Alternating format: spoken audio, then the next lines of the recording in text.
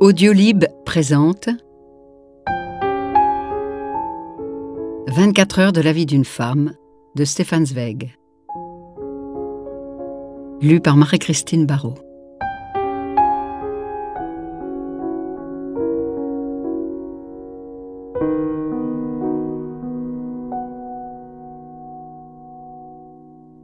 Dans la petite pension de la Riviera où je me trouvais alors, 10 ans avant la guerre, avait éclaté à notre table une violente discussion qui brusquement menaça de tourner en altercation furieuse et fut même accompagnée de paroles haineuses et injurieuses.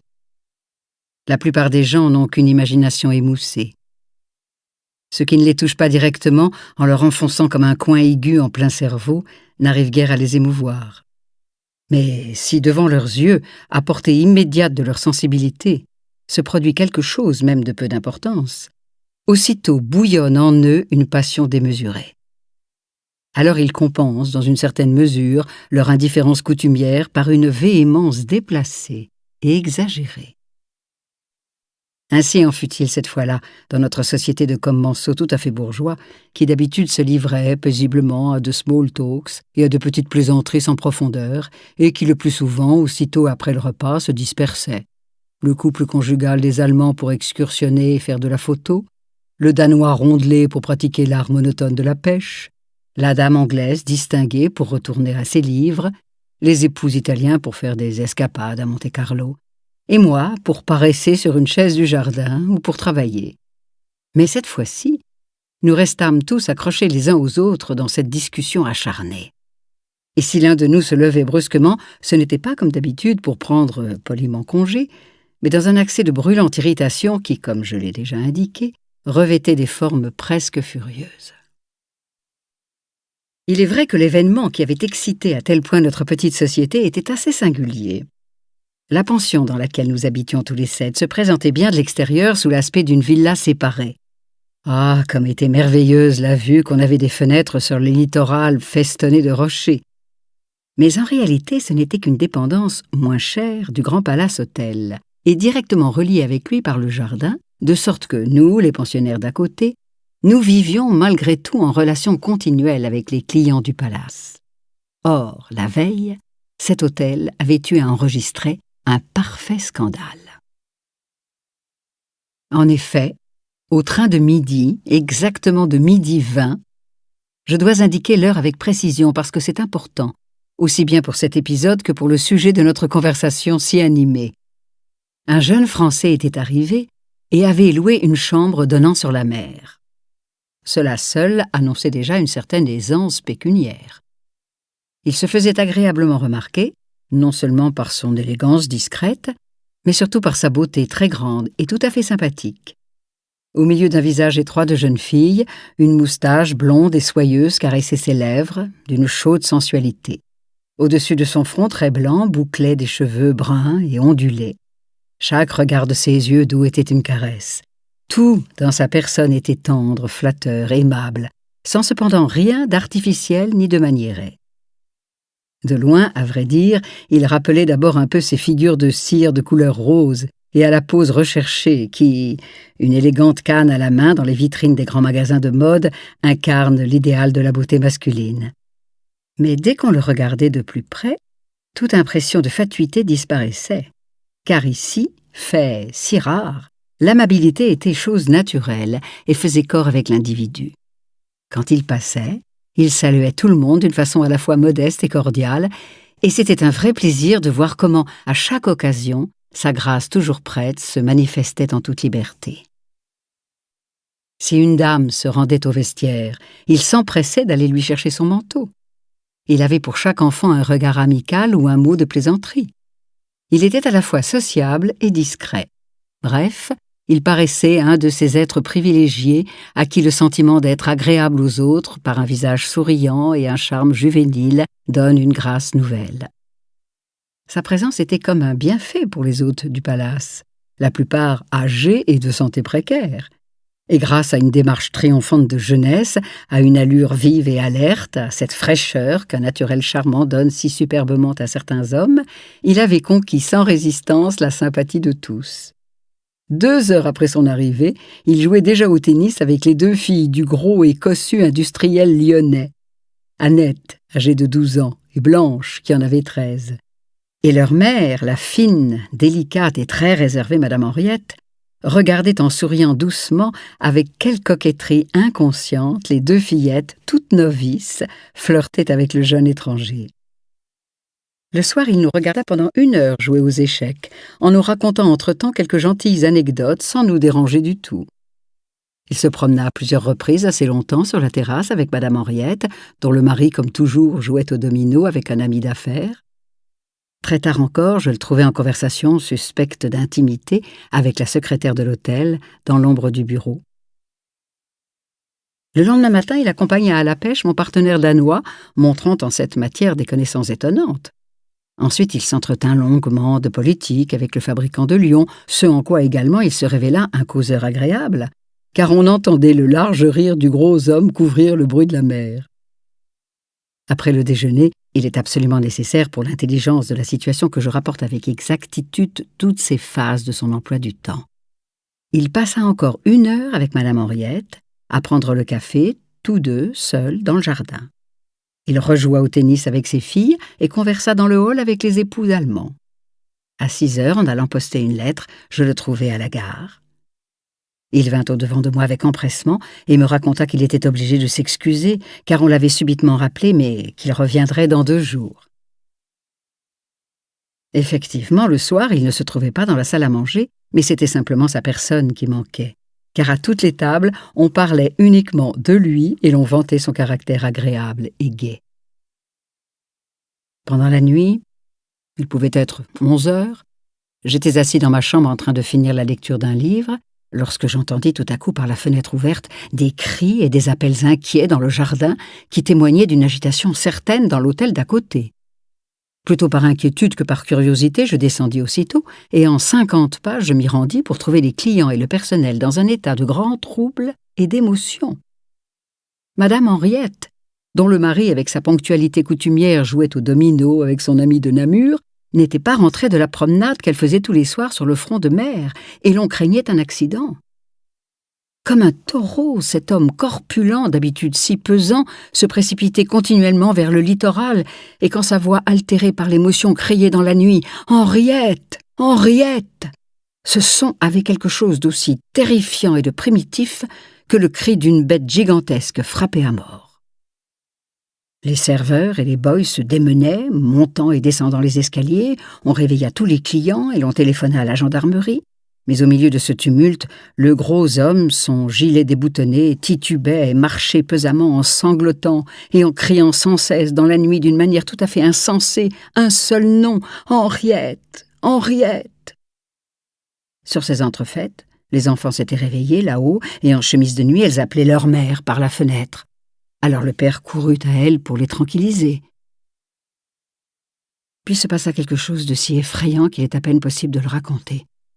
Parce que la nature violemment tendue dans les moments de crise exceptionnelle donne souvent à l'attitude de l'homme une expression tellement tragique que ni l'image ni la parole ne peuvent la reproduire avec cette puissance de la foudre qui est en elle.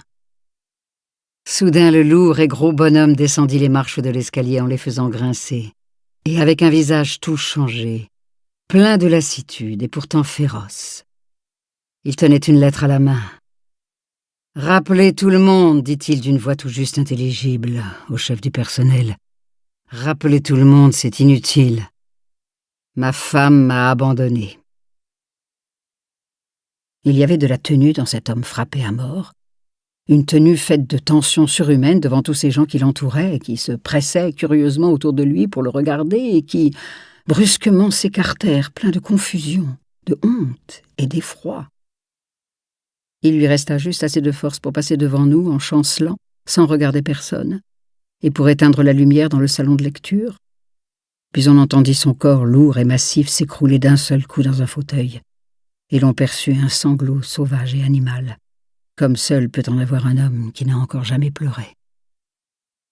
Cette douleur élémentaire agit sur chacun de nous, même le moins sensible, avec une violence stupéfiante. Aucun des garçons de l'hôtel, aucun des clients venus là par curiosité n'osait risquer un sourire ou même un mot de commisération. Muets, l'un après l'autre, comme ayant honte de cette foudroyante explosion du sentiment, nous regagnâmes doucement nos chambres, et tout seul dans la pièce obscure où il était, ce morceau d'humanité écrasé, palpitait et sanglotait, archi seul avec lui-même dans la maison où lentement s'éteignaient les lumières, où il n'y avait plus que des murmures, des chuchotements, des bruits faibles et mourants. On comprendra qu'un événement si foudroyant, arrivé sous nos yeux, était de nature à émouvoir puissamment des gens accoutumés à l'ennui et à des passe-temps insouciants. Mais la discussion qui ensuite éclata à notre table avec tant de véhémence, et qui faillit même dégénérer en voie de fait, bien qu'ayant pour point de départ cet incident surprenant, était en elle-même plutôt une question de principes qui s'affrontent et une opposition coléreuse de conceptions différentes de la vie. En effet, par suite de l'indiscrétion d'une femme de chambre qui avait lu cette lettre, le mari, effondré sur lui-même dans sa colère impuissante, l'avait jetée toute chiffonnée n'importe où sur le parquet. On eut vite appris que Madame Henriette n'était pas partie seule, mais d'accord avec le jeune Français, pour qui la sympathie de la plupart commença dès lors à diminuer rapidement. Après tout, au premier coup d'œil, on aurait parfaitement compris que cette petite Madame Bovary échangea son époux rondelé et provincial pour un joli jeune homme distingué. Mais ce qui étonnait toute la maison, c'était que ni le fabricant, ni ses filles, ni même Madame Henriette n'avaient jamais vu auparavant ce Lovelace, et que par conséquent, une conversation nocturne de 2 heures sur la terrasse et 1 heure de café pris en commun dans le jardin puissent avoir suffi pour amener une femme irréprochable, d'environ 33 ans, à abandonner du jour au lendemain son mari et ses 2 enfants pour suivre à l'aventure un jeune élégant qui lui était totalement étranger. Notre table était unanime à ne voir dans ce fait, incontestable en apparence, qu'une tromperie perfide et une manœuvre astucieuse du couple amoureux. Il était évident que Madame Henriette entretenait depuis très longtemps des rapports secrets avec le jeune homme, et que ce charmeur de rats n'était venu ici que pour fixer les derniers détails de la fuite, car ainsi raisonnait-on, il était absolument impossible qu'une honnête femme, après simplement 2 heures de connaissance, filât ainsi au premier coup de pipeau. Voici que je m'amusais à être d'un autre avis. Et je soutins énergiquement la possibilité et même la probabilité d'un événement de ce genre de la part d'une femme qu'une union faite de longues années de déception et d'ennui avait intérieurement préparée à devenir la proie de tout homme audacieux. Par suite de mon opposition inattendue, la discussion devint vite générale, et ce qui surtout la rendit passionnée, ce fut que les 2 couples d'époux, aussi bien l'allemand que l'italien, refusèrent avec un mépris véritablement offensant d'admettre l'existence du coup de foudre, où ils ne voyaient qu'une folie et une fade imagination romanesque. Bref, il est ici sans intérêt de remâcher dans tous ces détails le cours orageux de cette dispute entre la soupe et le pudding. Seuls des professionnels de la table d'hôte sont spirituels, et les arguments auxquels on recourt dans la chaleur d'une discussion que le hasard soulève entre convives sont le plus souvent sans originalité, parce que, pour ainsi dire, ramassés hâtivement avec la main gauche. Il serait également difficile d'expliquer pourquoi notre discussion prit si vite des formes blessantes. Je crois que l'irritation vint de ce que malgré eux, les 2 maris prétendirent que leur propre femme échappait à la possibilité de tels risques et de telles chutes.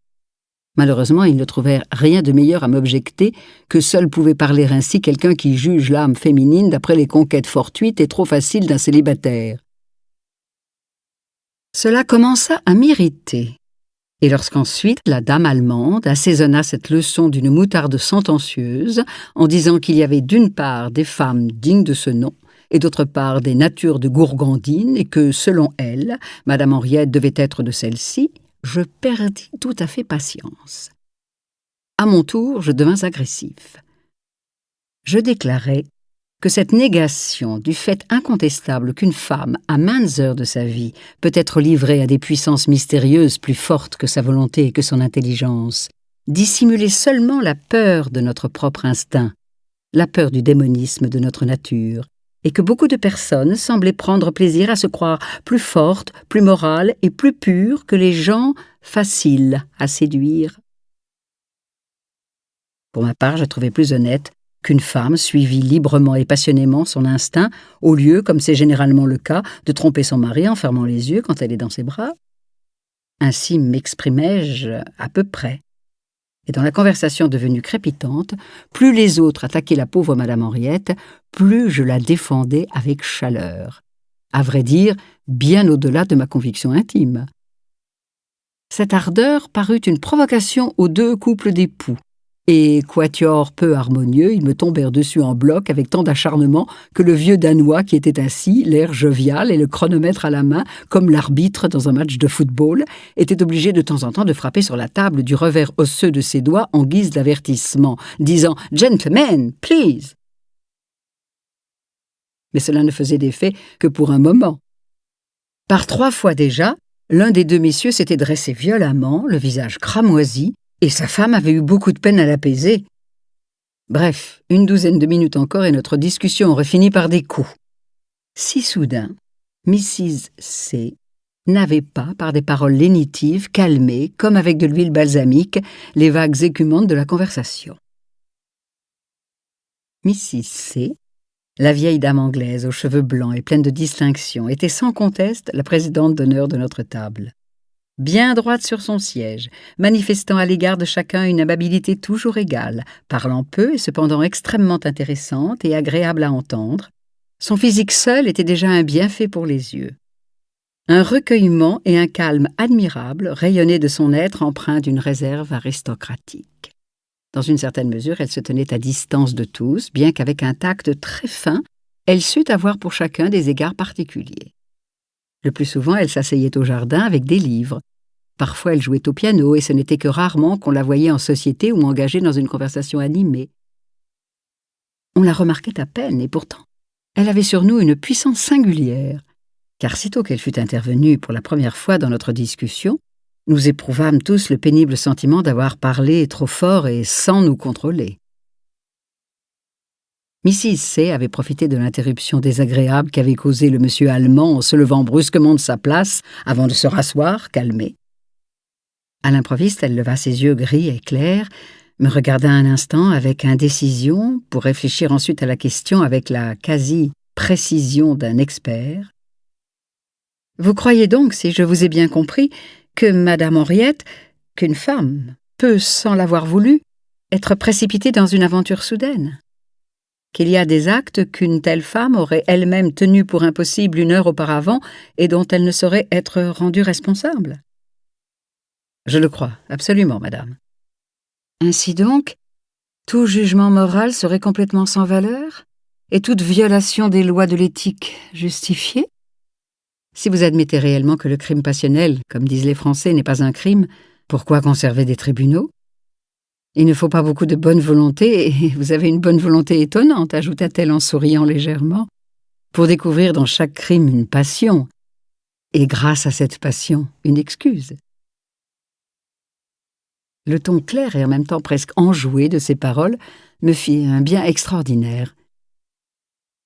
Imitant malgré moi sa manière objective, je répondis mi-plaisant, mi-sérieux. À coup sûr, les tribunaux sont plus sévères que moi en ces matières. Ils ont pour mission de protéger implacablement les mœurs et les conventions générales. Cela les oblige à condamner au lieu d'excuser. Mais moi, simple particulier, je ne vois pas pourquoi de mon propre mouvement j'assumerais le rôle du ministère public. Je préfère être défenseur de profession. J'ai personnellement plus de plaisir à comprendre les hommes qu'à les juger. Mrs. C. me regarda un certain temps, bien en face, avec ses yeux clairs et gris, et elle hésita. Je craignais déjà qu'elle ne m'eût pas très bien compris et je me disposais à lui répéter en anglais ce que j'avais dit. Mais avec une gravité remarquable et comme dans un examen, elle continua ses questions. « Ne trouvez-vous donc pas méprisable ou odieuse une femme qui abandonne son mari et ses enfants pour suivre un individu quelconque dont elle ne peut pas encore savoir s'il est digne de son amour ? Pouvez-vous réellement excuser une conduite si risquée et si inconsidérée chez une femme qui, après tout, n'est pas des plus jeunes et qui devrait avoir appris à se respecter, ne fût-ce que par égard pour ses enfants ? Je vous répète, madame, fis-je en persistant, que je me refuse à prononcer un jugement ou une condamnation sur un cas pareil. Mais devant vous, je puis tranquillement reconnaître que tout à l'heure j'ai un peu exagéré. Cette pauvre Madame Henriette n'est certainement pas une héroïne. Elle n'a même pas une nature d'aventurière et elle n'est rien moins qu'une grande amoureuse. Autant que je la connaisse, elle ne me paraît qu'une femme faible et ordinaire, pour qui j'ai un peu de respect parce qu'elle a courageusement suivi sa volonté, mais pour qui j'ai encore plus de compassion parce qu'à coup sûr, demain, si ce n'est pas déjà aujourd'hui, elle sera profondément malheureuse. Peut-être a-t-elle agi sottement. De toute façon, elle s'est trop hâtée. Mais sa conduite n'a rien de vil ni de bas. Et après comme avant, je dénie à chacun le droit de mépriser cette pauvre, cette malheureuse femme. Et vous-même? Avez-vous encore autant de respect, autant de considération pour elle? Ne faites-vous pas de différence entre la femme honnête en compagnie de qui vous étiez avant-hier et cette autre qui a décampé hier avec un homme totalement étranger? Aucune. Pas la moindre, non? Pas la plus légère. Is that so? Malgré elle, elle s'exprima en anglais, tant l'entretien paraissait l'intéresser singulièrement. Et après un court moment de réflexion, son regard clair se leva encore une fois, interrogateur, sur moi. Et si demain vous rencontriez Madame Henriette, par exemple, à Nice, au bras de ce jeune homme, la salueriez-vous encore? Certainement. Et lui parleriez-vous? Certainement. Si vous étiez marié, présenteriez-vous à votre épouse une femme pareille, tout comme si rien ne s'était passé? Certainement. Would you, really? Dit-elle de nouveau en anglais avec un étonnement incrédule et stupéfait. Surely, I would, répondis-je également en anglais sans m'en rendre compte.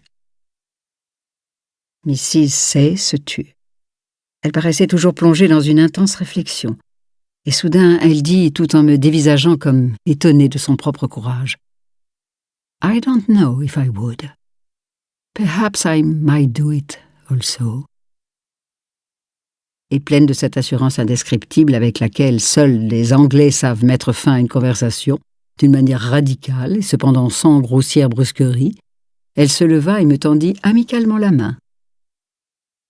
Grâce à son intervention, le calme était rétabli, et en nous-mêmes, nous lui étions tous reconnaissants de pouvoir encore, bien qu'adversaires l'instant d'avant, nous saluer assez poliment, en voyant la tension dangereuse de l'atmosphère se dissiper sous l'effet de quelques faciles plaisanteries.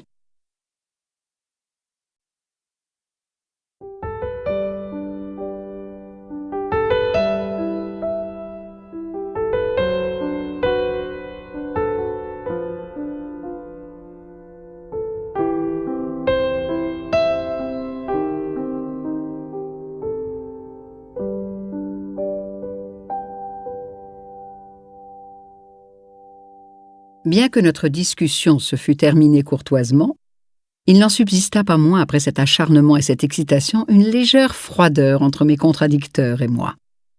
Le couple allemand se montrait réservé, tandis que l'Italien se complaisait à me demander sans cesse les jours suivants, avec un petit air moqueur, si j'avais des nouvelles de la cara signora Henrietta.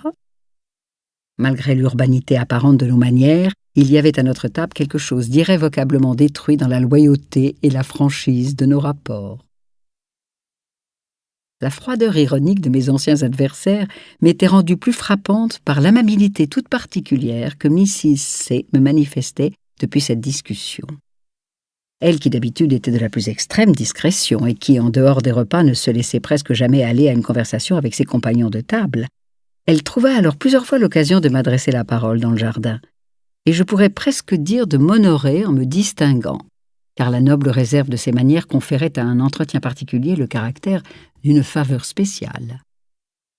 Oui, pour être sincère, je dois dire qu'elle me recherchait vraiment, et qu'elle saisissait chaque occasion d'entrer en conversation avec moi, et cela si visiblement que j'aurais pu en concevoir des pensées vaniteuses et étranges, si elle n'eût pas été une vieille dame à cheveux blancs. Mais à chaque fois que nous parlions ainsi, notre conversation revenait inéluctablement à notre point de départ, à Madame Henriette.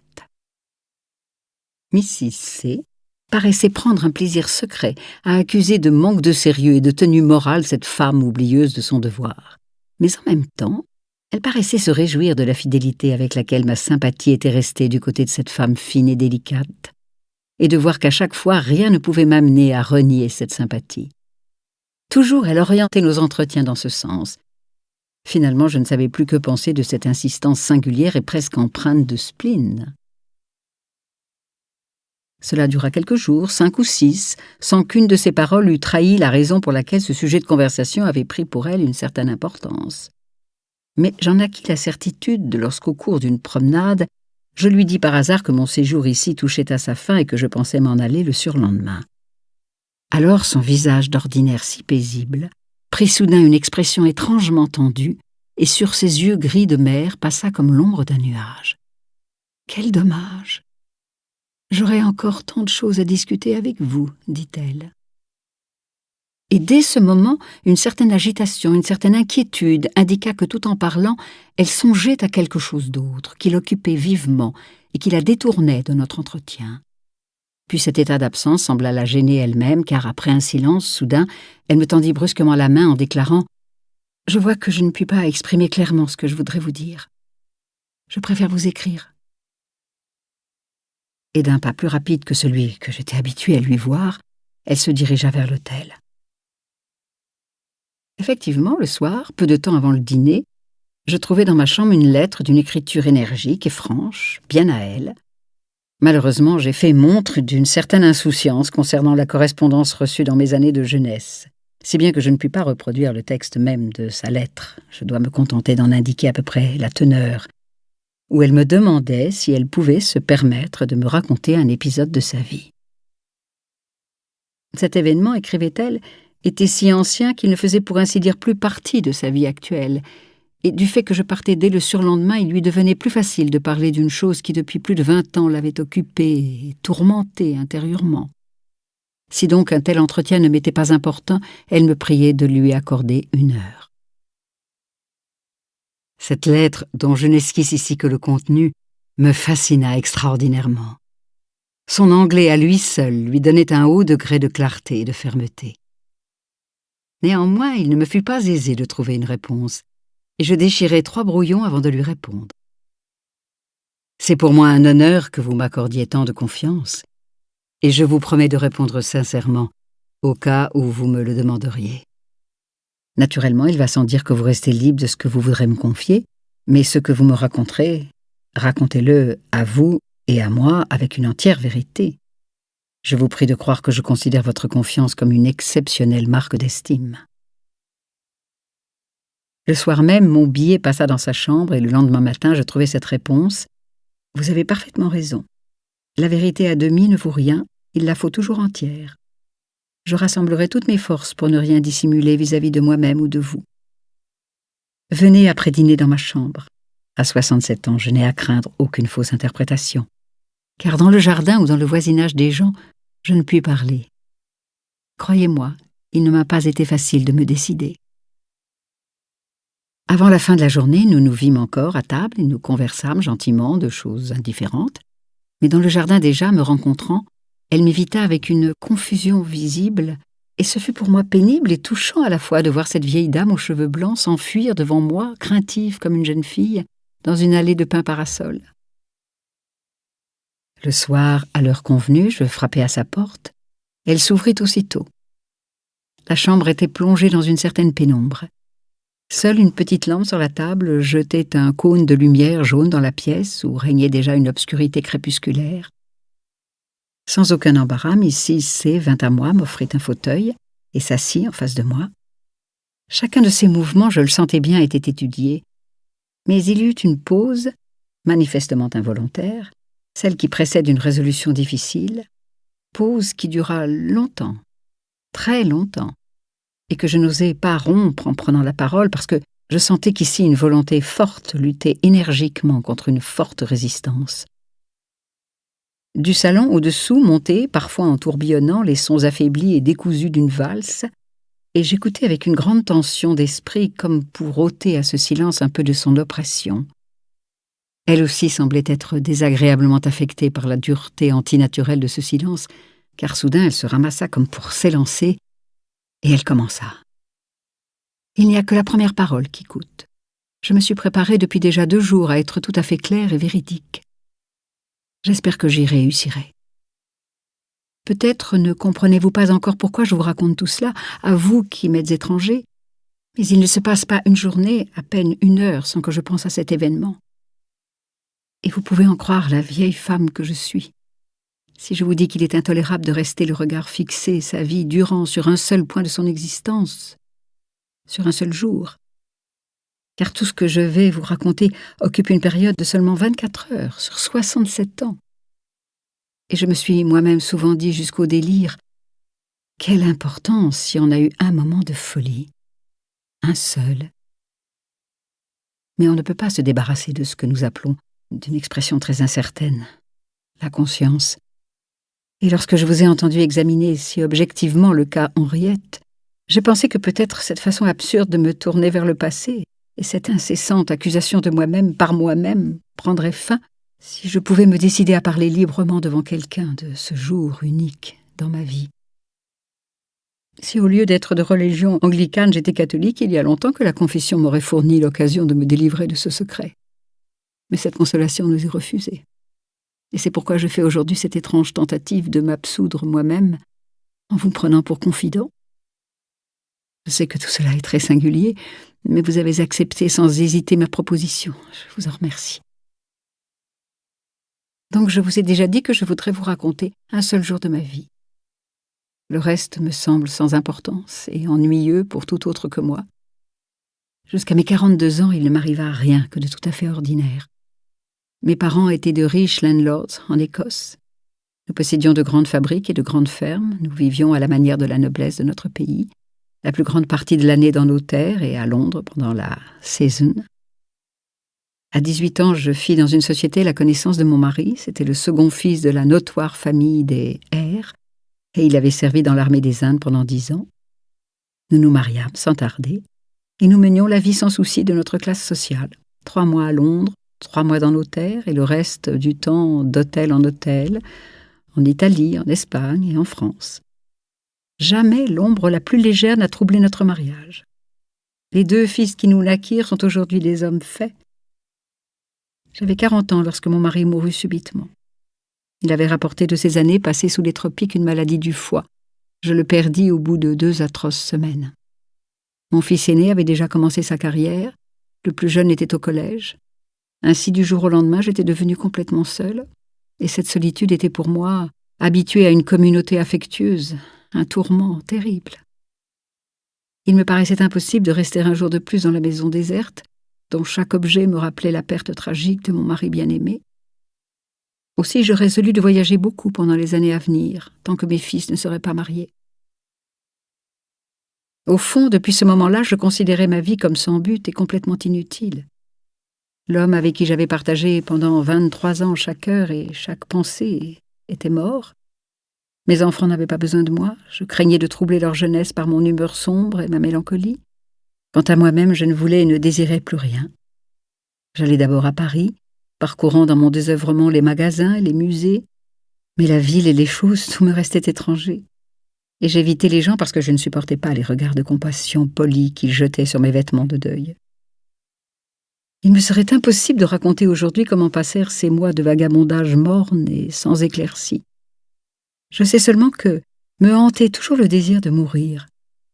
Mais la force me manquait pour précipiter moi-même cette fin douloureusement désirée.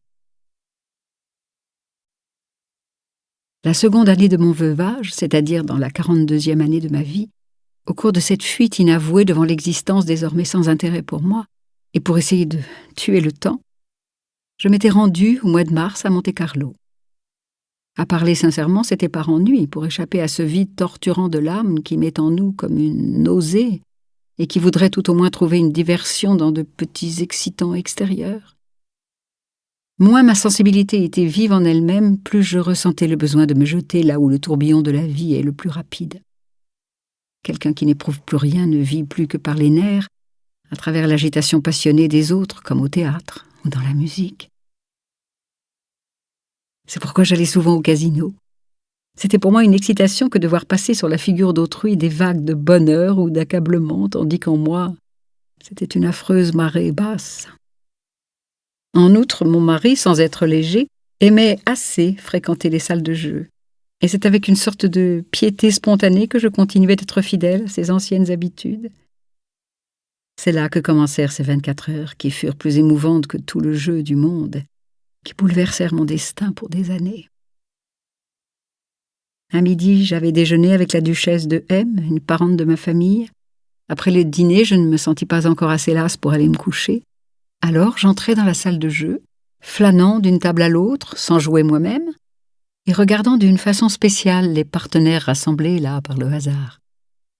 Je dis d'une façon spéciale, car c'était celle que m'avait apprise mon défunt mari un jour que, fatigué de regarder, je me plaignais de m'ennuyer à dévisager d'un air badaud toujours les mêmes figures. Ces vieilles femmes ratatinées qui restent là, assises pendant des heures avant de risquer un jeton.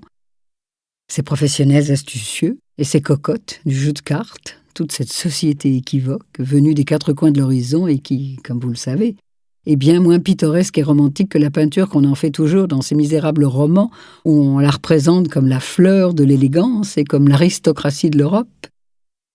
Et je vous parle d'il y a 20 ans, lorsque c'était encore de l'argent bien sonnant et trébuchant qui roulait, lorsque les crissants billets de banque, les Napoléons d'or, les larges pièces de 5 francs tourbillonnaient pêle-mêle, et que le casino était infiniment plus intéressant qu'aujourd'hui, où dans cette pompeuse citadelle du jeu rebâtie à la moderne, un public embourgeoisé de voyageurs d'agence Cook gaspille avec ennui ses jetons sans caractère.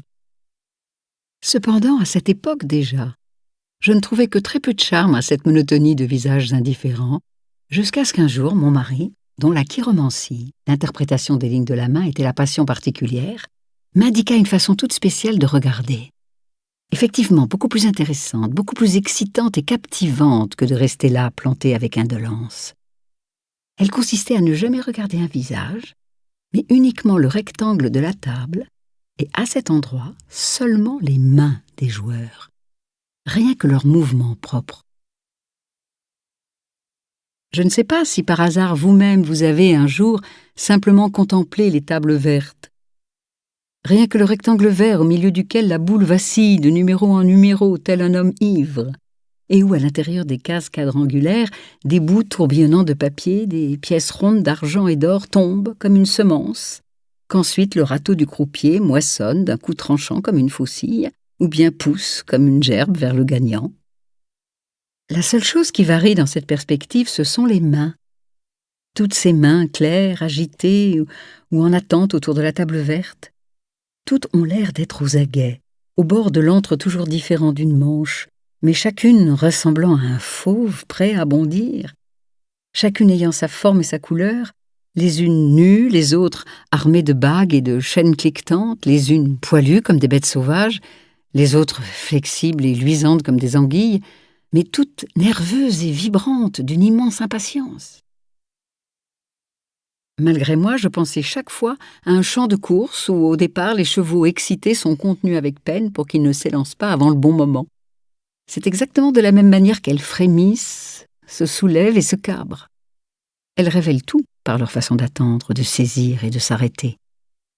Griffues, elles dénoncent l'homme cupide, molle le prodigue, calme le calculateur et tremblante l'homme désespéré. Sans caractère se trahissent ainsi avec la rapidité de l'éclair dans le geste pour prendre l'argent. Soit que l'un le froisse, soit que l'autre nerveusement l'éparpille, soit qu'épuisé on le laisse rouler librement sur le tapis, la main restant inerte. Le jeu révèle l'homme. C'est un mot banal, je le sais, mais je dis moi que sa propre main pendant le jeu le révèle plus nettement encore. Car tous ceux, ou presque tous ceux qui pratiquent les jeux de hasard ont bientôt appris à maîtriser l'expression de leur visage. Tout en haut, au-dessus du col de la chemise, ils portent le masque froid de l'impassibilité. Ils contraignent à disparaître les plis se formant autour de la bouche.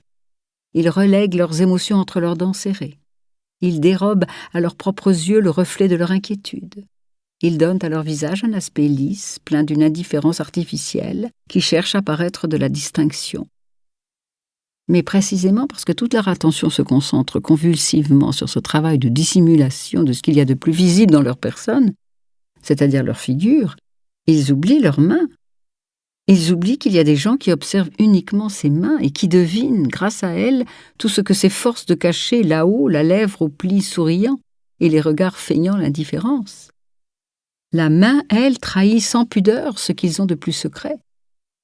Car un moment vient inéluctablement où tous ces doigts, péniblement contenus et paraissant dormir, sortent de leur indolente désinvolture.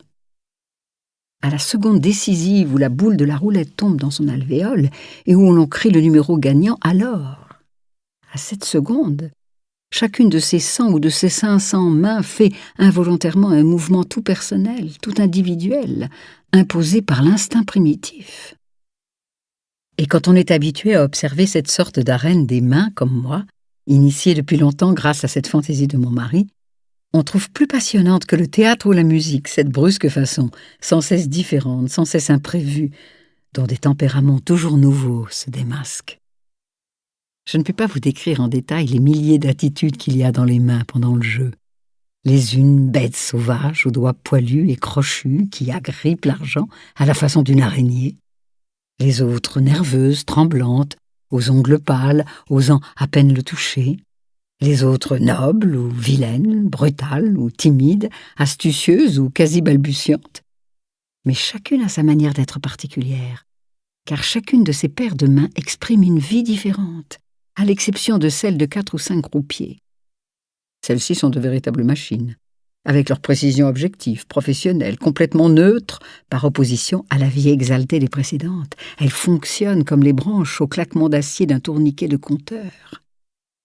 Mais elles-mêmes, ces mains indifférentes, produisent à leur tour un effet étonnant par contraste avec leurs sœurs passionnées, tout à leur chasse. Elles portent, si j'ose dire, un uniforme à part, comme des agents de police dans la houle et l'exaltation d'un peuple en émeute. Ajoutez à cela l'agrément personnel qu'il y a au bout de quelques soirs à être familiarisé avec les multiples habitudes et passions de certaines mains. Après quelques jours, je ne manquai pas de m'être fait parmi elles de nouvelles connaissances, et je les classai, tout comme des êtres humains, en sympathiques et antipathiques. Plusieurs me déplaisaient tellement par leur grossièreté et leur cupidité que mon regard s'en détournait chaque fois comme d'une chose indécente. Mais chaque main nouvelle qui apparaissait à la table était pour moi un événement et une curiosité. Souvent j'en oubliais de regarder le visage correspondant, qui dominant le col était planté là, immobile comme un froid masque mondain, au-dessus d'une chemise de smoking ou d'une gorge étincelante. Donc ce soir-là, étant entré au casino, après être passé devant 2 tables plus qu'encombrées, et m'être approché d'une 3e, au moment où je préparais déjà quelques pièces d'or, j'entendis avec surprise, à cet instant de pause entièrement muette, pleine de tension et dans laquelle le silence semble vibrer, qui se produit toujours lorsque la boule déjà presque à bout de course n'oscille plus qu'entre 2 numéros, j'entendis donc juste en face de moi un bruit très singulier.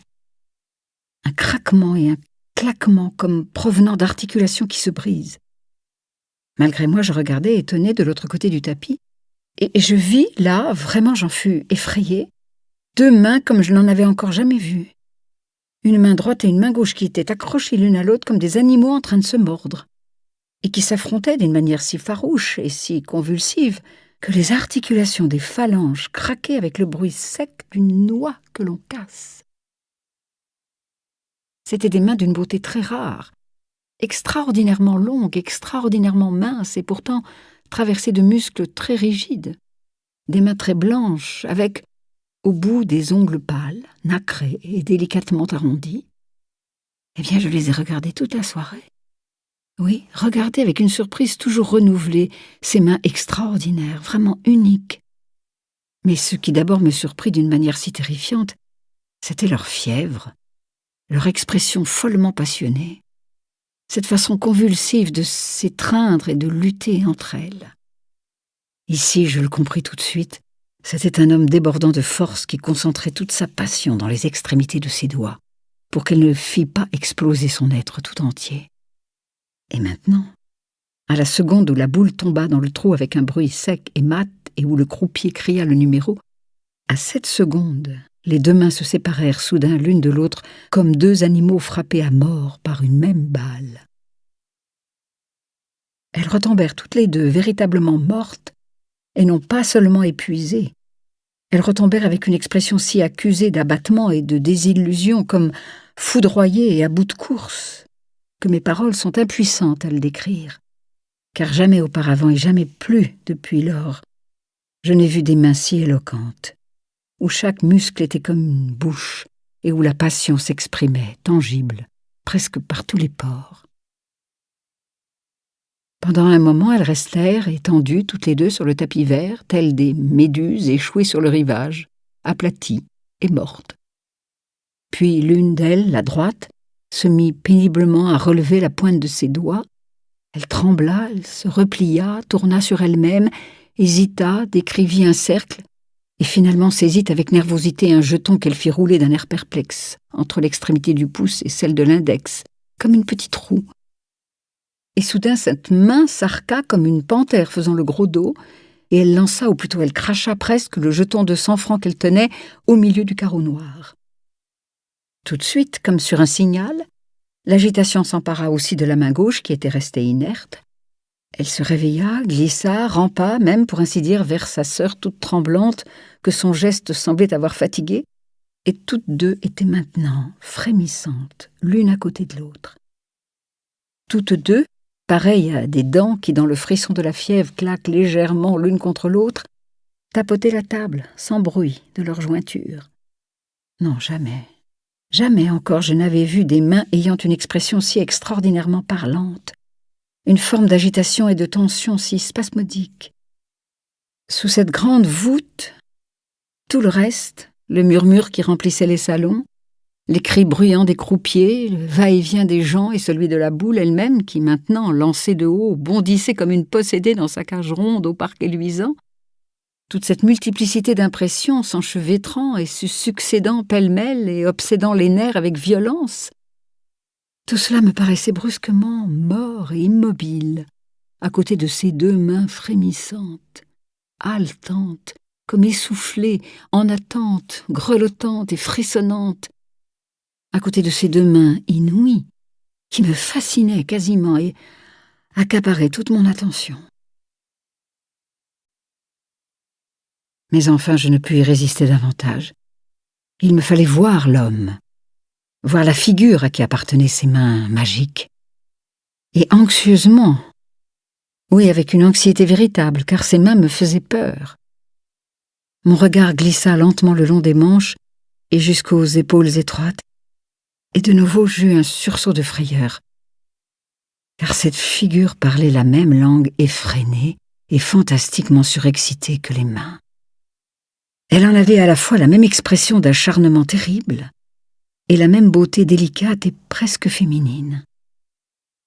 Jamais je n'avais vu un tel visage, pour ainsi dire, collé sur la personne et séparé presque de celle-ci, pour vivre d'une vie propre, pour se laisser aller à l'exacerbation la plus complète. Et j'avais là une excellente occasion de l'examiner à loisir, comme un masque, comme une sorte d'œuvre plastique sans regard. Cet œil dément ne se tournait ni à droite ni à gauche, ne fût-ce que pour une seconde. La pupille, rigide et noire, était comme une boule de verre sans vie sous les paupières écarquillées. Reflet miroitant de cette autre boule couleur d'acajou qui roulait, qui bondissait follement et insolemment dans la petite cuvette ronde de la roulette. Jamais, il faut que je le répète encore, je n'avais vu un visage si exalté et si fascinant. C'était celui d'un jeune homme d'environ 24 ans. Il était mince, délicat, un peu allongé, et par là si expressif. Tout comme les mains, il n'avait rien de viril, semblant plutôt appartenir à un enfant, jouant avec passion, mais je ne remarquai tout cela que plus tard, car pour l'instant ce visage disparaissait complètement sous une expression frappante d'avidité et de fureur. La bouche mince, ouverte et brûlante, découvrait à moitié les dents. À une distance de 10 pas, on pouvait les voir s'entrechoquer fiévreusement, tandis que les lèvres restaient figées et écartées. Une mèche de cheveux mouillés d'un blond lumineux était collée au front. Elle tombait sur le devant comme quelqu'un qui fait une chute, et un tremblement ininterrompu frémissait tout autour des narines, comme si de petites vagues invisibles ondulaient sous la peau. Et cette tête, toute penchée en avant, s'inclinait inconsciemment de plus en plus vers l'avant, si bien qu'on avait le sentiment qu'elle était entraînée dans le tourbillon de la petite boule. C'est alors seulement que je compris la crispation convulsive de ses mains. Par cette seule contre-pression, par cette seule contraction, le corps, arraché à son centre de gravité, se tenait encore en équilibre. Jamais, encore, il faut sans cesse que je le répète, je n'avais vu un visage d'où la passion jaillissait tellement à découvert, si bestial dans sa nudité effrontée. Et j'étais tout entière à le regarder, ce visage, aussi fascinée, aussi hypnotisée par sa folie que ses regards l'étaient par le bondissement et les tressautements de la boule en rotation. À partir de cette seconde, je ne remarquais plus rien dans la salle. Tout me paraissait sans éclat, terne et effacé. Tout me semblait obscur en comparaison du feu jaillissant de ce visage. Et sans faire attention à personne d'autre, j'observai peut-être pendant 1 heure ce seul homme et chacun de ses gestes. Une lumière brutale étincela dans ses yeux, la pelote convulsée de ses mains fut brusquement déchirée comme par une explosion, et les doigts s'écartèrent violemment en frémissant lorsque le croupier poussa vers leur avide étreinte 20 pièces d'or. Dans cette seconde, le visage s'illumina soudain et se rajeunit totalement. Les plis s'effacèrent, les yeux se mirent à briller, le corps contracté en avant se releva, clair et léger. Il était devenu souple comme un cavalier porté par le sentiment du triomphe. Les doigts faisaient sonner avec vanité et amour les pièces rondes, il les faisait glisser l'une contre l'autre, les faisait danser et tinter comme dans un jeu, puis il détourna de nouveau la tête avec inquiétude, parcourut le tapis vert comme avec les narines flaireuses d'un jeune chien de chasse qui cherche la bonne piste, et soudain, d'un geste rapide et nerveux, il versa toute la poignée de pièces d'or sur un des rectangles. Et aussitôt recommença cette attitude de guetteur, cette tension. De nouveau partirent des lèvres ces mouvements de vagues aux vibrations électriques. De nouveau les mains se contractèrent, la figure d'enfant disparut derrière l'anxiété du désir, jusqu'à ce que, à la manière d'une explosion, la déception vint dissoudre cette crispation et cette tension. Le visage qui un instant plus tôt faisait l'effet de celui d'un enfant se flétrit, devint terne et vieux. Les yeux furent mornes et éteints, et tout cela dans l'espace d'une seule seconde, tandis que la boule se fixait sur un numéro qu'il n'avait pas choisi. Il avait perdu. Pendant quelques secondes, il regarda fixement d'un air presque stupide, comme s'il n'eût pas compris, mais aussitôt, au premier appel du croupier, comme stimulé par un coup de fouet, ses doigts agrippèrent de nouveau quelques pièces d'or. Toutefois, il n'avait plus d'assurance. D'abord, il plaça les pièces sur un rectangle, puis, changeant d'idée sur un autre, et tandis que la boule était déjà en rotation, il lança vite dans le rectangle d'une main tremblante, obéissant à une soudaine inspiration, encore 2 billets de banque chiffonnés. Cette alternance, ce mouvement palpitant de perte et de gain, dura sans arrêt environ 1 heure. Et pendant cette heure, je ne détournai pas même le temps d'un soupir, mon regard fasciné par ce visage continuellement transformé, où passait le flux et le reflux de toutes les passions. Je ne les quittais pas des yeux, ces mains magiques, dont chaque muscle rendait plastiquement toute l'échelle des sentiments, montant et retombant à la manière d'un jet d'eau. Jamais au théâtre je n'ai regardé avec autant d'intérêt le visage d'un acteur que je le fis, pour cette figure où se succédaient sans cesse, par à-coups, comme la lumière et les ombres sur un paysage, les couleurs et les sensations les plus changeantes. Jamais je ne m'étais plongé dans un jeu aussi entièrement que dans le reflet de cette passion étrangère. Si quelqu'un m'avait observé à ce moment-là, il aurait pris forcément la fixité de mon regard d'acier pour une hypnose. Et c'était bien aussi à cela que ressemblait mon état d'engourdissement complet. J'étais incapable de détourner mon regard de ce jeu d'expression. Et tout ce qui se passait confusément dans la salle, lumière, rire, êtres humains et regards, flottait autour de moi comme une chose sans forme, comme une fumée jaune au milieu de laquelle se dressait ce visage. Flamme parmi les flammes. Je n'entendais rien, je ne sentais rien. Je ne voyais pas les gens qui se pressaient autour de moi, ni les autres mains se tendre brusquement comme des antennes pour jeter de l'argent ou pour en ramasser par poignées. Je n'apercevais pas la boule, ni n'entendais la voix du croupier. Et pourtant, je voyais, comme en un rêve, tout ce qui se passait, amplifié et grossi par l'émotion et l'exaltation, dans le miroir concave de ses mains. Car pour savoir si la boule tombait sur le rouge ou sur le noir, roulait ou s'arrêtait, je n'avais pas besoin de regarder la roulette. Chaque phase, perte ou gain, attente ou déception, s'imprimait en traits de feu dans les nerfs et dans les expressions de ce visage dominé par la passion. Mais alors arriva un moment terrible. Un moment qu'en moi-même j'avais redouté déjà sourdement pendant tout ce temps. Un moment qui était suspendu comme un orage au-dessus de mes nerfs tendus et qui soudain les fit se rompre. De nouveau la boule s'était amortie avec de petits bruits de claquets dans sa ronde carrière. De nouveau palpita cette seconde pendant laquelle 200 lèvres retinrent leur souffle, jusqu'à ce que la voix du croupier annonça cette fois-ci 0. Tandis que déjà son râteau preste ramassait de tous les côtés les pièces sonores et le crissant papier. À ce moment-là, les 2 mains contractées firent un mouvement particulièrement effrayant. Elles bondirent comme pour saisir quelque chose qui n'était pas là. Puis elles s'abattirent presque agonisantes sur la table, n'étant plus qu'une masse inerte. Mais ensuite elles reprirent soudainement vie, encore une fois. Elles coururent fiévreusement de la table au corps dont elles faisaient partie, grimpèrent comme des chats sauvages le long du tronc, fouillant nerveusement dans toutes les poches, en haut, en bas, à droite et à gauche, pour voir s'il n'y aurait pas encore quelque part comme une dernière miette, une pièce de monnaie oubliée. Mais toujours elles revenaient vides. Toujours elles renouvelaient plus ardemment cette recherche vaine et inutile, tandis que déjà le plateau de la roulette s'était remis à tourner, que le jeu des autres continuait, que les pièces de monnaie tintaient, que les sièges remuaient, que les 1000 petits bruits confus remplissaient la salle de leur rumeur. Je tremblais, toute secouée d'horreur, tellement je participais malgré moi à tous ces sentiments, comme si c'étaient mes propres doigts qui, là, fouillaient désespérément à la recherche de n'importe quelle pièce d'argent dans les poches et les plis du vêtement tout chiffonné. Et soudain, d'une brusque saccade, l'homme se leva en face de moi, comme quelqu'un qui se trouve subitement mal et qui se dresse pour ne pas étouffer.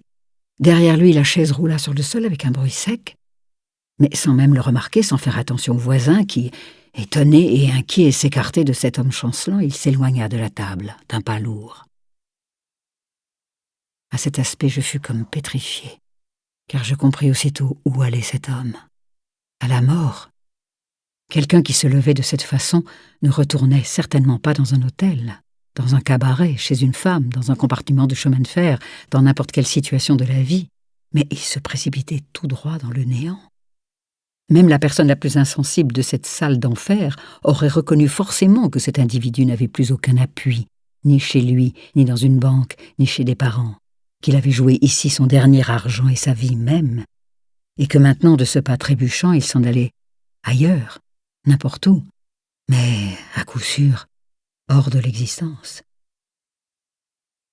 J'avais toujours craint, et dès le premier moment je l'avais magiquement senti, qu'ici ne fût en jeu quelque chose de supérieur au gain et à la perte. Et cependant ce fut comme un noir coup de foudre qui éclata en moi lorsque je constatai que la vie quittait brusquement les yeux de cet homme, et que la mort mettait son teint livide sur ce visage encore débordant d'énergie l'instant d'avant. Malgré moi, tellement j'étais sous l'emprise de ces gestes expressifs, je dus me cramponner avec la main pendant que cet homme se levait avec peine de sa place et chancelait, car sa démarche titubante passait maintenant dans mon propre corps, comme auparavant son excitation était entrée dans mes veines et dans mes nerfs. Mais ensuite ce fut plus fort que moi. Quelque chose m'entraîna. Sans que je l'aie voulu, mon pied se mit en mouvement. Cela se fit d'une manière absolument inconsciente. Ce n'était pas moi qui agissais, mais quelque chose en moi fit que, sans faire attention à personne ni sans avoir conscience de mes propres mouvements, je courus vers le vestibule pour sortir. Il était au vestiaire, l'employé lui avait apporté son pardessus, mais ses bras ne lui obéissaient plus. Aussi le préposé, très empressé, l'aida comme un infirme à passer péniblement les manches. Je le vis porter machinalement ses doigts à la poche du gilet pour donner un pourboire, mais après l'avoir tâté jusqu'au fond, ils en sortirent vides. Alors il parut soudain se souvenir de tout. Il balbutia quelques mots embarrassés à l'employé, et tout comme précédemment, il se donna une brusque saccade en avant, puis, comme un homme ivre, il descendit en trébuchant les marches du casino, d'où l'employé le regarda encore un moment avec un sourire d'abord méprisant, avant de comprendre. Cette scène était si bouleversante que j'eus honte de me trouver là. Malgré moi, je me détournai, gênée d'avoir vu, comme au balcon d'un théâtre, le désespoir d'un inconnu. Mais soudain, cette angoisse incompréhensible qui était en moi me poussa à le suivre. Vite, je me fis donner mon vestiaire et sans penser à rien de précis, tout machinalement, tout instinctivement, je m'élançai dans l'obscurité sur les pas de cet homme.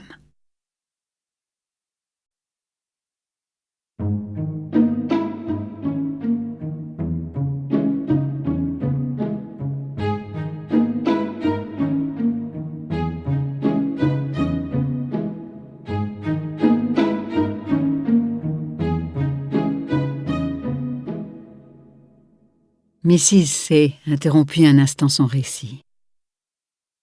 Tout le temps, elle était restée sans bouger sur son siège, en face de moi, et elle avait parlé presque d'une traite, avec ce calme et cette netteté qui lui étaient propres, comme ne peut le faire que quelqu'un qui s'y est préparé et qui a soigneusement mis en ordre les événements.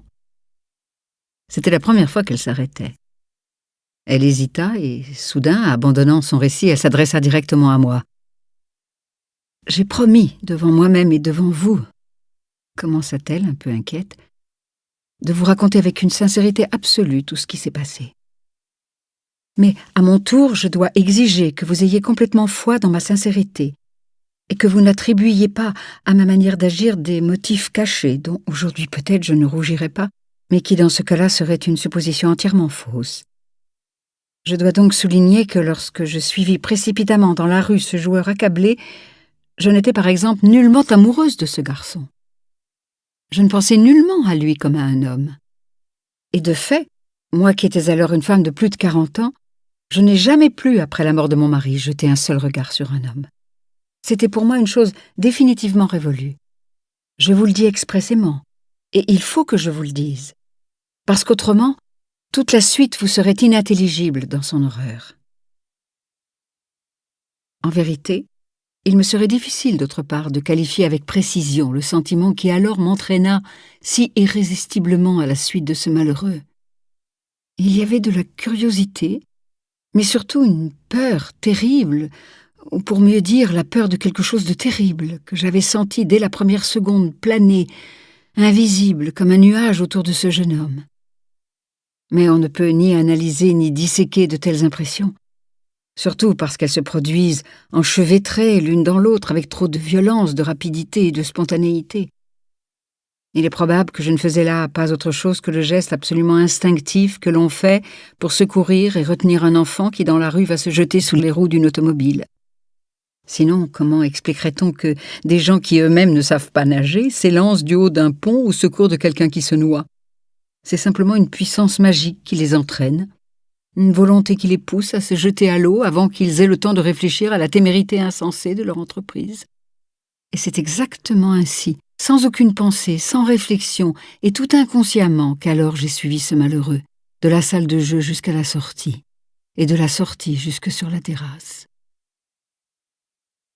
Et je suis certaine que ni vous, ni aucune personne ayant des yeux pour voir, n'auriez pu vous arracher à cette curiosité anxieuse, car rien n'était plus lamentable à imaginer que l'aspect de ce jeune homme de 24 ans tout au plus, qui péniblement, comme un vieillard, se traînait de l'escalier vers la rue en terrasse, titubant comme un homme ivre, les membres sans ressort, brisés. Il se laissa tomber sur un banc lourdement comme un sac.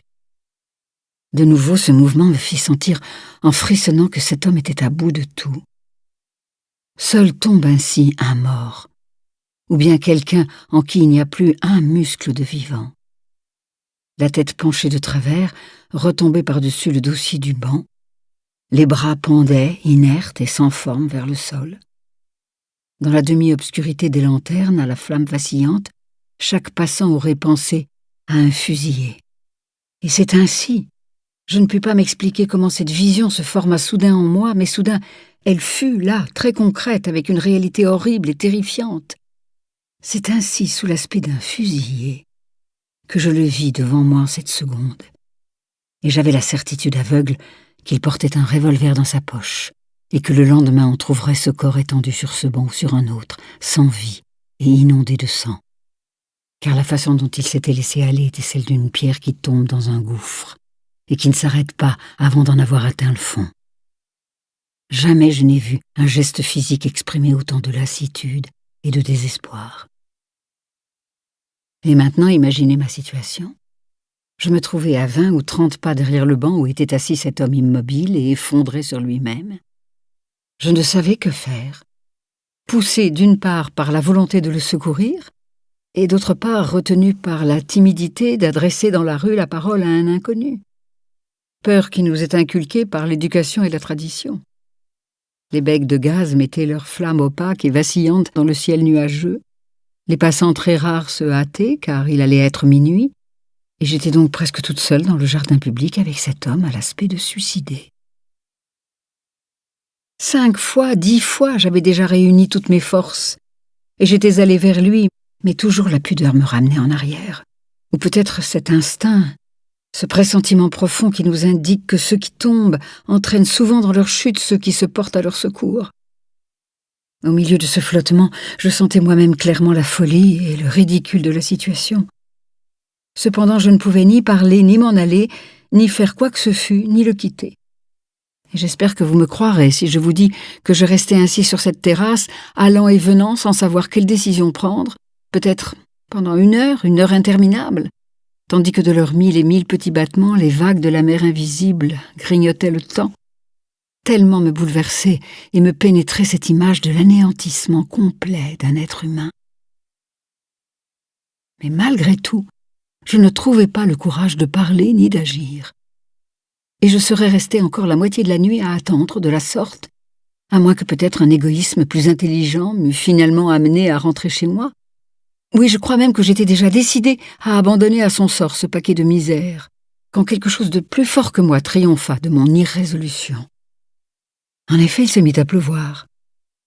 Déjà pendant toute la soirée, le vent avait rassemblé au-dessus de la mer de lourds nuages printaniers chargés de vapeur. On sentait avec ses poumons et avec son cœur que le ciel était lourd, oppressant. Soudain, une goutte de pluie claqua sur le sol, et aussitôt un déluge massif s'abattit en lourde nappe d'eau chassée par le vent. Sans réfléchir, je me réfugiai sous l'auvent d'un kiosque, et bien que mon parapluie fût ouvert, les rafales bondissantes répandaient sur ma robe des gerbes d'eau. Jusque sur ma figure et sur mes mains, je sentais jaillir la poussière froide des gouttes tombant sur le sol avec un bruit sec. Mais c'était une chose si affreuse à voir qu'encore aujourd'hui, 20 ans après, ma gorge se serre, rien que d'y penser.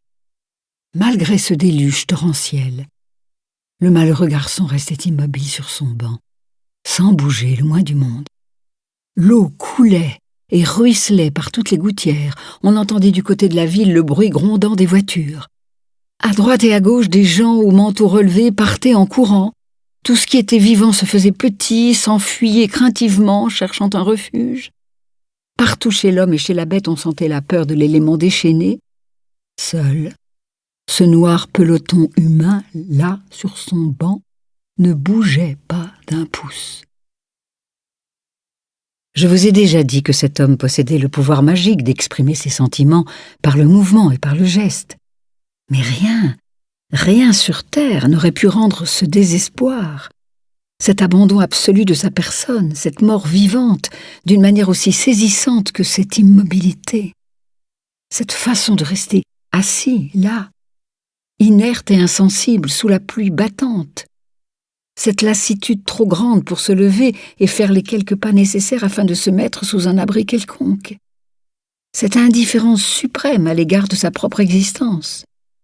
Aucun sculpteur, aucun poète, ni Michel-Ange, ni Dante ne m'a jamais fait comprendre le geste du désespoir suprême, la misère suprême de la terre, d'une façon aussi émouvante et aussi puissante que cet être vivant qui se laissait inonder par l'ouragan, déjà trop indifférent, trop fatigué pour se garantir par un seul mouvement.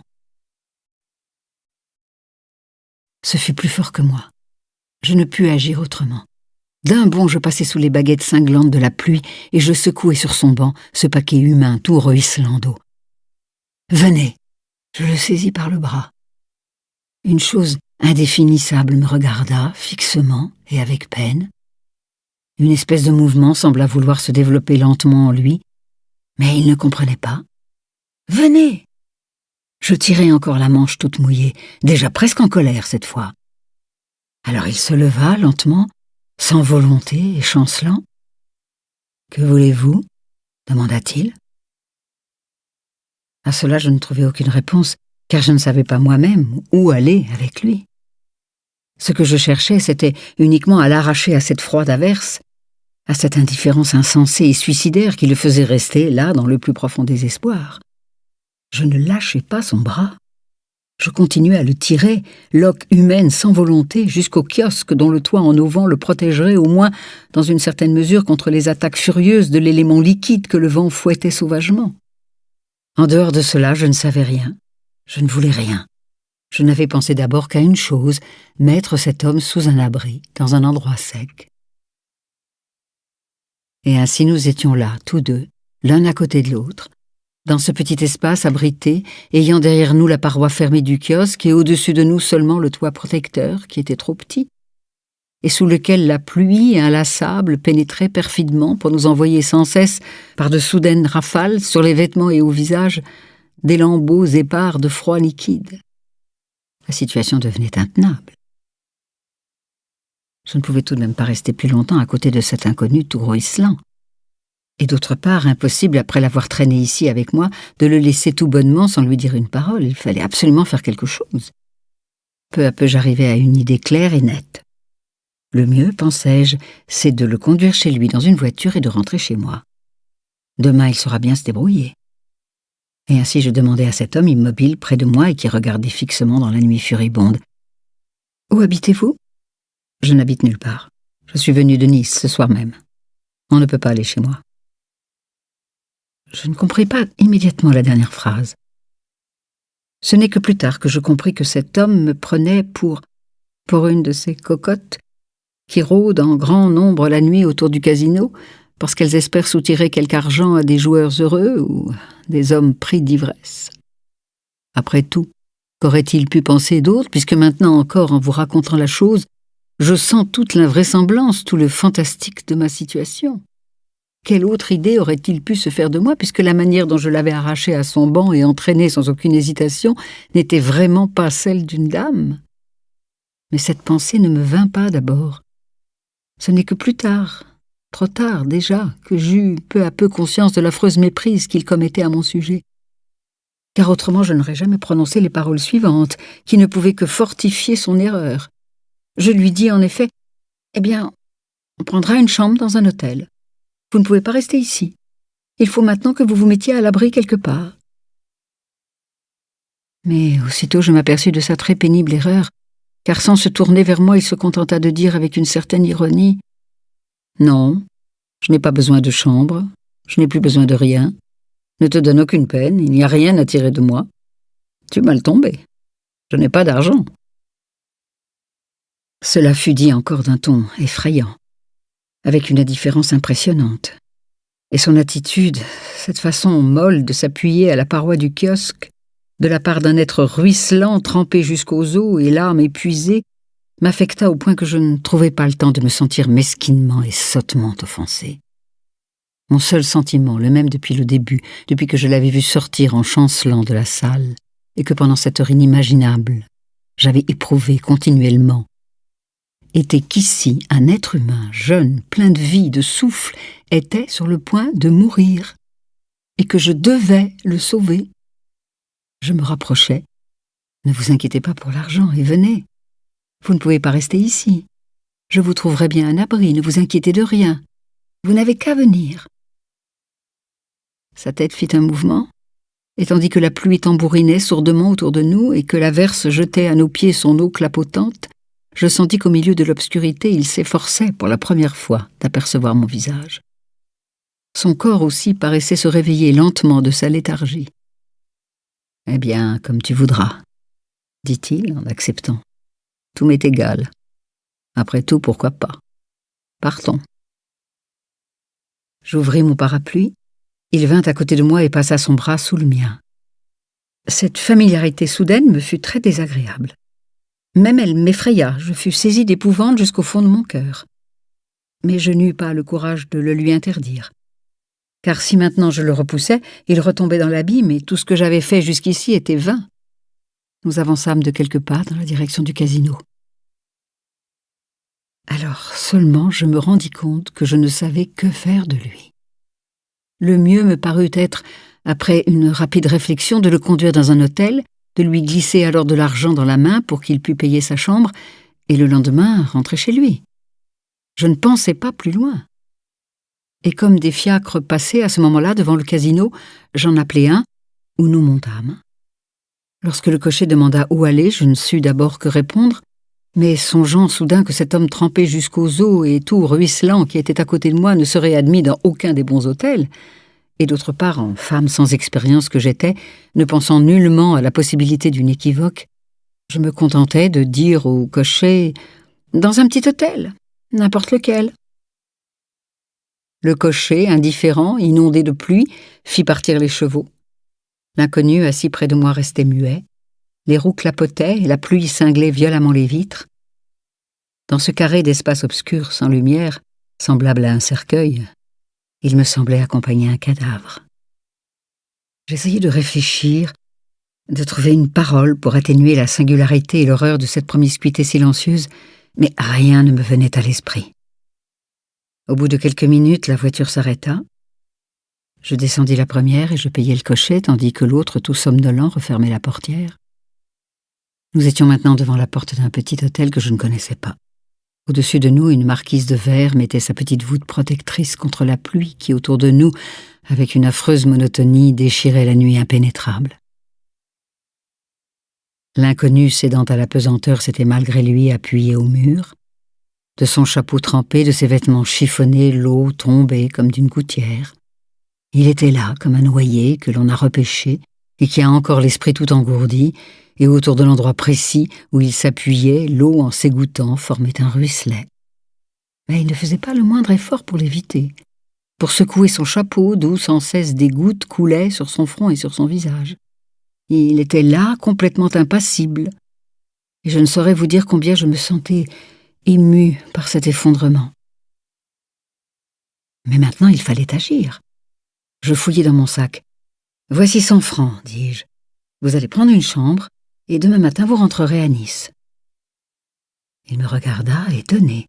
« Je vous ai observé dans la salle de jeu, insistai-je, après avoir remarqué son hésitation. Je sais que vous avez tout perdu, et je crains que vous ne soyez sur le point de faire une sottise. Ce n'est pas une honte que d'accepter du secours. Allons, prenez. » Mais il repoussa ma main avec une énergie que je n'aurais pas cru possible de sa part. « Tu es bien brave, dit-il, mais ne gaspille pas ton argent.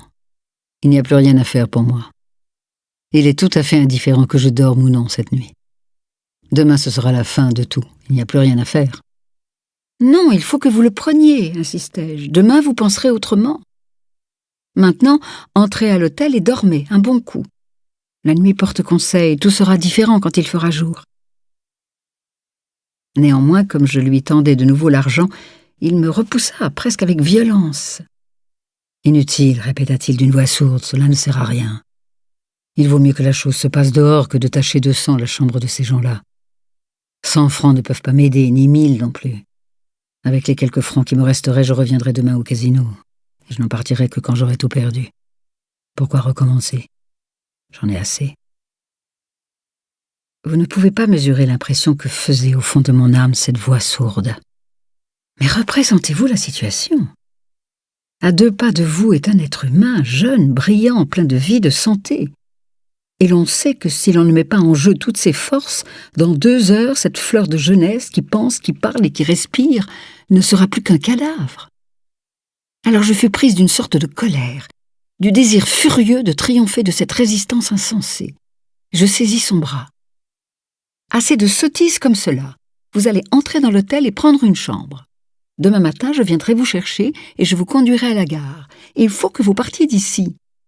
Il faut que demain même vous retourniez chez vous, et je n'aurai pas de cesse avant de vous voir moi-même muni de votre billet et monter dans le train. On ne verse pas sa vie au fossé quand on est jeune pour avoir perdu quelques centaines ou quelques milliers de francs. C'est une lâcheté, une crise stupide de colère et d'exaspération. Demain, vous me donnerez vous-même raison. Demain, répéta-t-il d'un ton étrangement amer et ironique. Demain. Si tu savais où je serais demain. Si je le savais moi-même. Je suis, à vrai dire, déjà un peu curieux à ce sujet. Non, rentre chez toi, ma petite, ne te donne pas de peine et ne gaspille pas ton argent. Mais je ne cédais pas. Il y avait en moi comme une manie, comme une furie. Je saisis violemment sa main et j'ai mis de force le billet de banque. Prenez l'argent et entrez aussitôt. Et ce disant, j'allai résolument à la sonnette et je la tirai. Bien, maintenant j'ai sonné. Le portier va venir, vous monterez et vous vous coucherez. Demain, à 9h, je vous attendrai devant la maison et je vous conduirai aussitôt à la gare. Ne vous inquiétez pas du reste. Je ferai le nécessaire pour que vous puissiez retourner chez vous. Mais à présent, couchez-vous, dormez bien et ne pensez plus à rien. À ce moment, de l'intérieur, la clé grinça dans la porte et le garçon de l'hôtel ouvrit. « Viens, dit-il alors brusquement d'une voix dure, décidée, irritée. Et je sentis autour de mon poignet l'étreinte de fer de ses doigts. Je fus saisie d'effroi.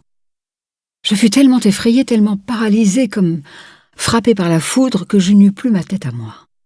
Je voulais me défendre, me dégager, mais ma volonté était comme neutralisée et... Vous le comprendrez, j'avais honte devant le portier qui s'impatientait de me débattre contre un inconnu. Et ainsi je me trouvais brusquement à l'intérieur de l'hôtel. Je voulais parler, dire quelque chose, mais la voix s'étouffait dans mon gosier. Sa main était posée sur mon bras, lourde et autoritaire. Sans que j'eusse conscience de ce que je faisais, je sentis obscurément qu'elle m'entraînait dans l'escalier. Une clé tourna,